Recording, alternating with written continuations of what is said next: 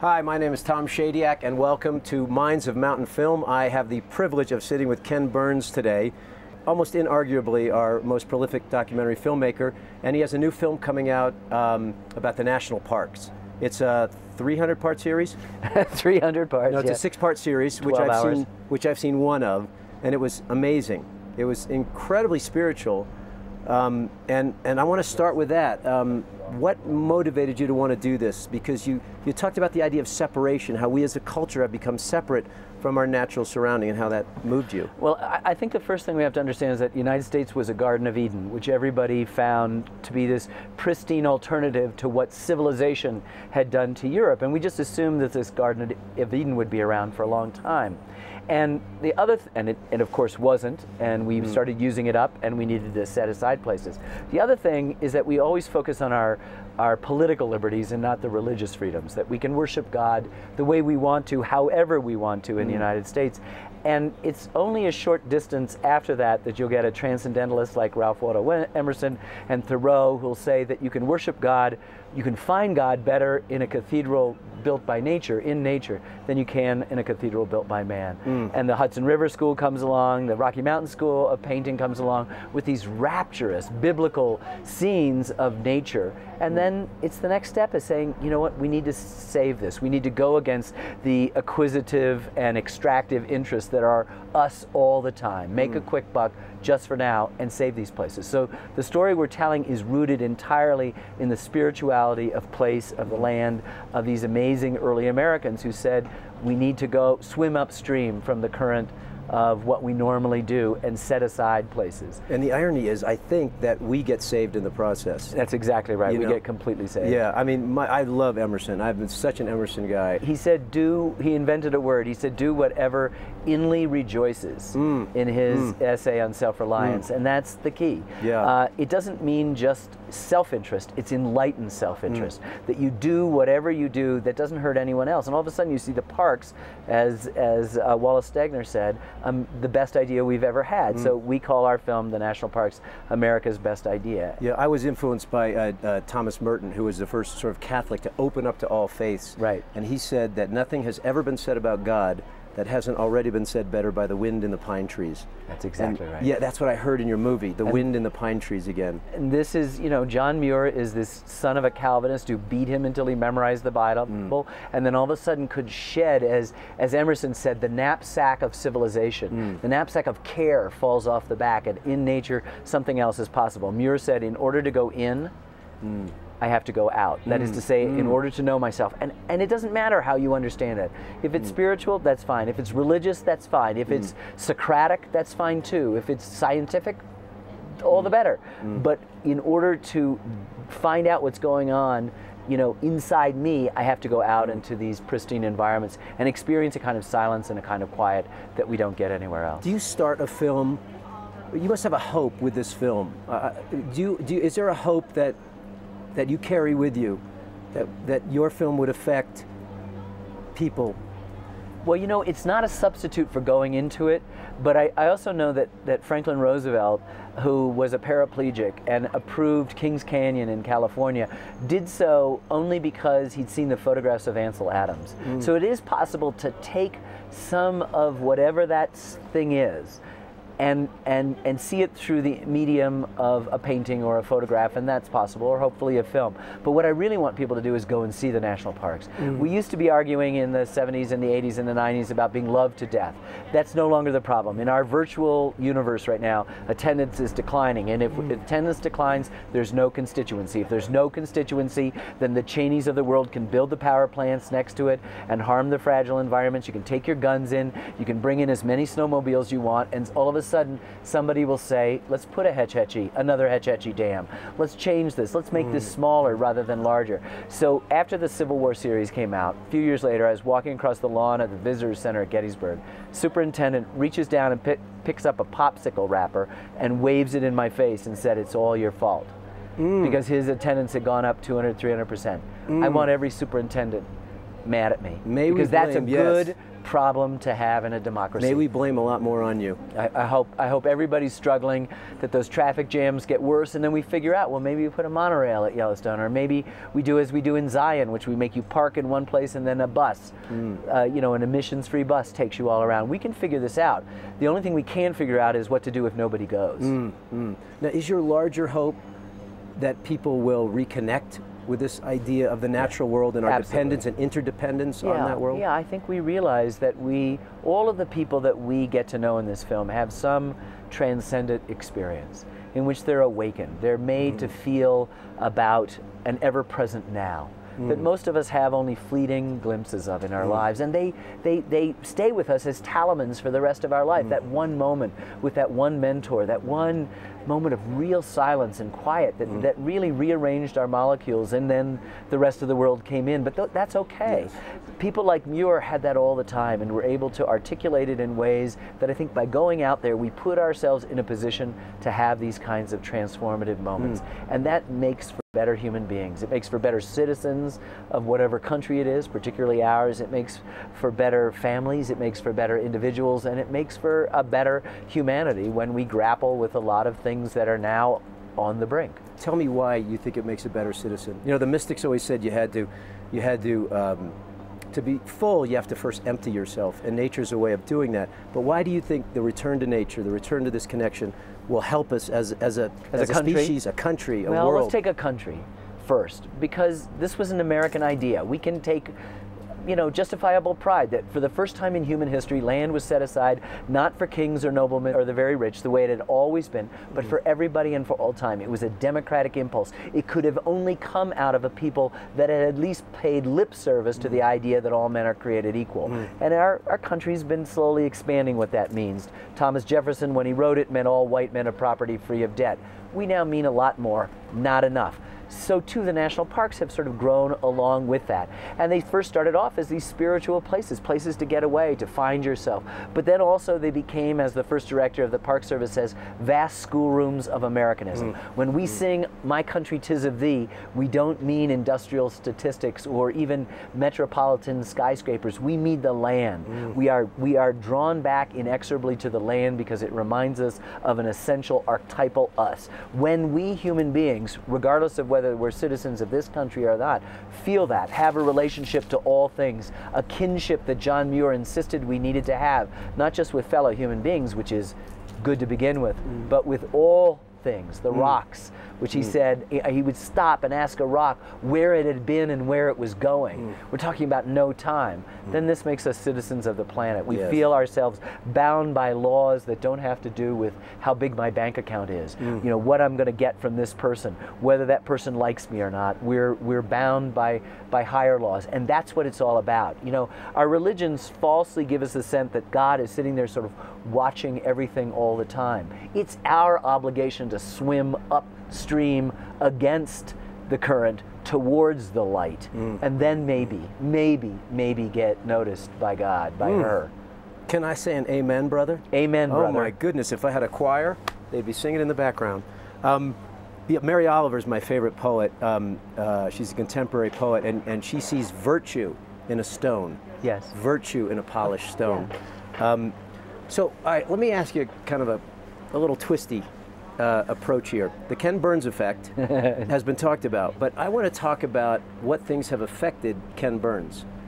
You are our greatest historian, again, almost inarguably, in terms of film, documentary film. You have studied the lives of so many people, so many of our cultural trends, from music and our sports. What do you know? I want to ask you how it's affected you. I was interviewed about 12 or 15 years ago by two sociologists that were writing a book on the early death of parents. My mother died when I was 11. And after 2 hours of interviewing me and talking about the difficulties and all the stuff that are both unique and universal to that sort of tragedy, she said, "What was your mother's greatest gift?" And without hesitating, I said, "Dying." And then I started to cry, because I realized that in some ways all that I am, all that I have been, all that I imagine I will be, came from that tragedy. And that, as horrible as it was, as much as it has burdened me with sadnesses that are indescribable, it's also made me who I am. And many, many, many years after my mother's death, I realized that I had never been able to be present at the anniversary of her death, April 28th. It was always a day that was approaching, and it was always a day that was receding. And I told this to a friend. He said, "That's a child's magical thinking. You're keeping your mother alive. I bet you blew out the birthday candles after she died wishing she'd come alive." And I said, "Yeah, how'd you know?" He said, "This is magical thinking." So I went to a psychologist who was a friend of mine, and I said, "I seem to be keeping my mother alive." He said, "What do you think you do for a living?" I said, "Excuse me?" He said, "You wake the dead. You make Abraham Lincoln and Jackie Robinson and Louis Armstrong and John Muir come alive. Who do you think you're really trying to wake up?" And then you realize that whatever animates us from the outside, whatever sort of work we have, Robert Penn Warren admonished me never to use the word career, whatever professional life we adopt, there's always some much more complicated psychological underpinning that is at the heart of why we choose to do what we do. And the mindfulness of that gives us some sort of impetus to continue, or some sort of way to see beyond whatever narrow things brought you there. So what affected me, to make it really short, is my mother died when I was 11 years old. But you know, what I do keeps the wolf from the door. And what I do is history, and it isn't just excavating dry dates and facts and events. It's an emotional archaeology that is straining to listen to the ghosts and echoes of an almost, I think, inexpressibly wise past. Well, I just had the privilege of interviewing Howard Zinn also, and Howard says it's essential to look back in order to know how to move forward. Yes. So you have been able to look back. How do you think we're moving forward, and are you hopeful about the way we're moving forward? We're sitting in the middle of an economic crisis, which is an opportunity. Yes, it is. Well, let me not qualify, but add to what Howard said, because he's absolutely right. The past is gone. We're never going to get it back. But history is the set of questions we in the present ask of the past. So it's informed, however consciously or unconsciously, by what we want, what we fear, what we're anxious about. So when I was a kid, the centennial of the Civil War happened in 1961, and it was sort of about buckle collectors. It was about regiments and armaments. It didn't have the emotional archaeology that later people would invest, and that I hope that I was able to invest in a story of the Civil War, 30 years after that, in 1990. So it's where you are. I've done a film on the national parks, and the next episode I'm going to show here is on the Depression. Well, the national parks thrived during the Depression. They got the first stimulus dollars, the first shovel-ready stimulus dollars of Franklin Roosevelt's New Deal in the CCC, the Civilian Conservation Corps, that not only put men to work, young men who would have been a burden to their families, and built the trails that we now walk on, but brought a kind of dignity of having a job, brought money to the communities, and brought Americans together. So, the Chinese don't have a character for a crisis. They combine two, threat, which is obvious, and opportunity. So I think right now, the way we engage history is the idea that we learn from conflicts of the past, and we try to translate or transform these crises into the essential element of opportunity and figure out how we might then be able to redirect the energies now. Because if we live in a journalistic moment, if we just scream at each other on cable TV, all you are doing is perpetuating the dialectic. And we're already too dialectically preoccupied. Everything's male, female, black, white, yes, no, up, down, hip, not, east, west, north, south, and we forget to select for some mitigating wisdom that sees all. What Howard's saying is that having a historical perspective allows you to know not only where you've been, but where you are and where you're going. And then you make choices that are informed less by the passions of political, small p, political argument, which are nothing. They're and about something that has more substance to it, that's informed by something that takes in a much larger picture. And that's why history is the best teacher that I know. Are we learning? Do you see us learning you know, people talk about cycles of history, and I don't believe that. It's just human nature is always the same. So what is required is that for some of us to insist that we not be the same, to outgrow or to shed what is the basic human nature.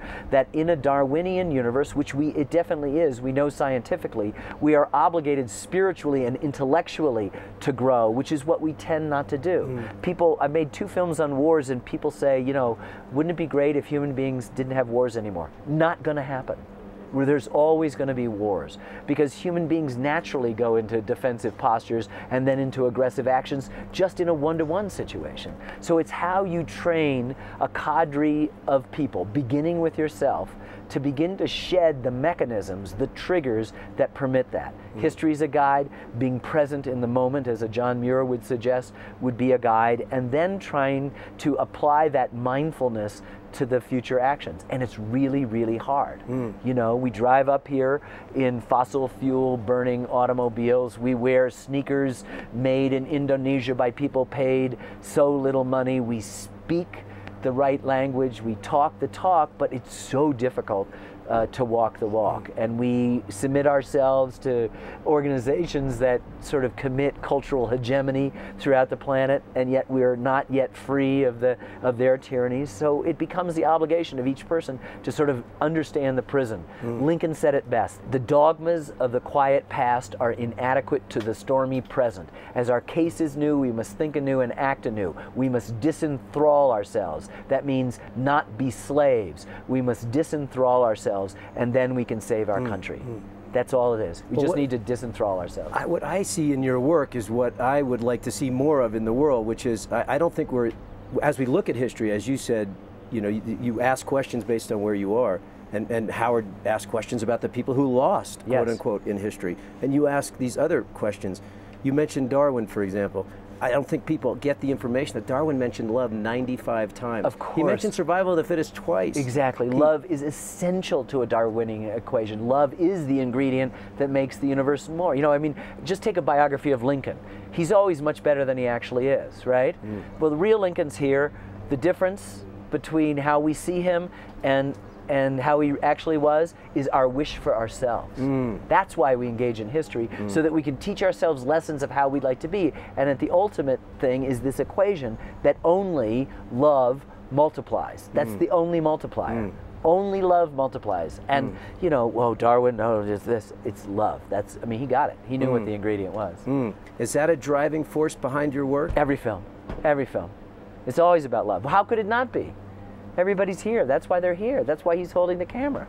You know, I mean, what you know, we get off base. We forget, but that's the thing we want. We can reduce some stuff to money, sex, and power, and those become sort of operating principles for most people most of the time. But what we actually hope that those ingredients combine to do, which they never can, is create the other substance of the universe, which is found in strange places, like the way you look at a mountain and wish there was a word for the feeling that you had for it, and the way you feel if you have children, where it's unconditional, the way it is as we struggle with another person to experience that. Man, I'm feeling a little of that love right now. Good, absolutely. Let me before I get weepy, let me ask you one more question. You've probably been asked this question, but let me try it anyway. Who makes the documentary about you, and what does it look like? You know, it's not necessary, because I think that my job, you know, do you remember, like, after Barack... I was going for the job, by the way. Yeah, well, after Barack was elected on a Tuesday, right? Then we didn't see him, and everybody's bereft. He was there every day during the election. Then he shows up on 60 Minutes, and Steve Kroft says, so now you've inherited all these problems. Do you ever think, yikes, what have I gotten into? And he said, no, I'm doing what I'm supposed to be doing. You know? And I felt that all my life. I feel so privileged that I wanted to be Howard Hawks, I wanted to be Alfred Hitchcock, I wanted to be John Ford, and I went to Hampshire College in Amherst, Massachusetts, and all my film teachers were social documentary still photographers. And they went, and reminded me quite correctly how much more drama there is in what was than in anything the human imagination dreams of. That you could have in a single image complex information that you could allow to live, and that I suddenly combine this, I guess, with this desire to wake the dead, wherever that comes from, and almost instantly applied that social documentary mentality to history, and suddenly realized all the bells went off. You know, it was like some jackpot at Las Vegas. This is what I'm supposed to be doing. So it doesn't, I don't actually need anybody to write that. You just want the things to live. You want them to have a life. They're like your children. You get, as John Muir said, a practical sort of immortality by the relationship to nature. I have 3 daughters and I have 23 films, you know, and I have a relationship of love with them, and that's all that's needed. You know, the gravestone should say "Good Father." You know, that's it. Well, this has been a privilege. We've probably gone over our time. I want to end by saying that you've told me that you wake the dead, you know, in history. I also think you wake the dead, all of us, because you wake us up. You know, a lot of us are asleep, I think, about what's happened, what's happening. And we're asleep in our lives, and that's what the spiritual journey is a journey of waking up. It is. And I really feel... That's a very nice thing to say. I think that our process is all about realizing how lucky we are in the process to be reminded, in the best sense of that word. That's what it is, to find a moment where we are reminded, where we can bring to the present some mindfulness that doesn't have a past, that doesn't have a future. I don't have to be anywhere but here, and to stay, and I think that that's what a purpose of art is. That's what the purpose of science is. That's what the purpose of religion, spirituality. All of those things are trying to impose a kind of structure to the chaos, the random chaos of stuff. We'd go mad if we really perceived it, but we get the scenario of our own lives and our own jobs. We're awakened by art. All of it keeps the wolf from the door. Fantastic. Hurrah. Hurrah. Thank you. Thank you, Ken. My pleasure. Great.